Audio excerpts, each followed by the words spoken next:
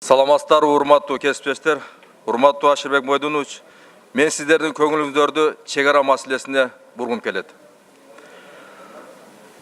Урматтуу депутаттар, биз бүгүнкү күндөн баштап чегара кызматына жакшы камкордук көрүшүбүз керек. Аларга керек болгон жабдуулар менен, эмеректер менен камсыз кылышыбыз керек. Керек болсо кошумчалары менен күйүүчү зат болобу, тамак аш болобу, кийим-кече болобу, биз камдап беришибиз керек. Керек болсо штаттык бирдик берели. Мына бүгүнкү күндө бизде даяр чегарачы кадрларыбыз бар. Булар тоодо жашаган малчылар, тоодогу мергенчилерибиз. Булардан жакшы тоодогу чегараны эч ким жакшы билбейт. Тоодогу кайсы жол болот, кайсы ашуулар бар, булардын бардыгын ушул кишилер жакшы билет. Ошондуктан биз ушул кишилерди жумушка тартышыбыз керек. Эмне себептен айтып атам мен муну?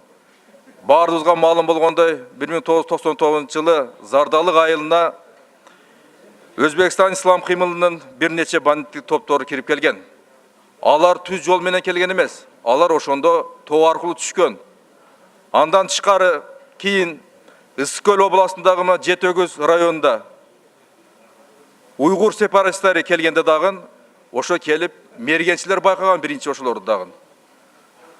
Дагы жакшы билесиздер, мына Чаткал тоолорунда дагы Өзбекстан ислам кыймылынын бир нече бандиттери менен ошол жерде дагы согуш жүргөн.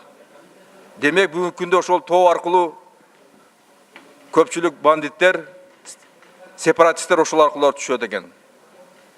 Ошондуктан ушул жака көңүл бурсак. Буну эмне үчүн айтып атамын? Мына Афганистан мамлекетинде бүгүн кырдаал оор болуп атат.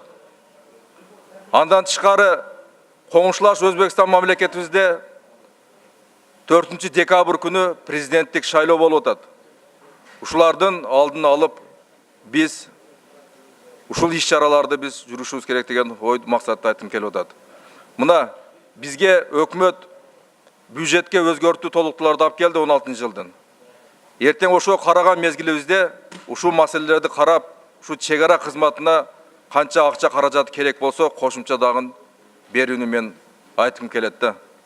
Ошондуктан урматтуу төрага, сиздер ушул өкмөткө ушундай протоколдук тапшырма беришиңиздерди мен өтүнүп сурап кетет элем.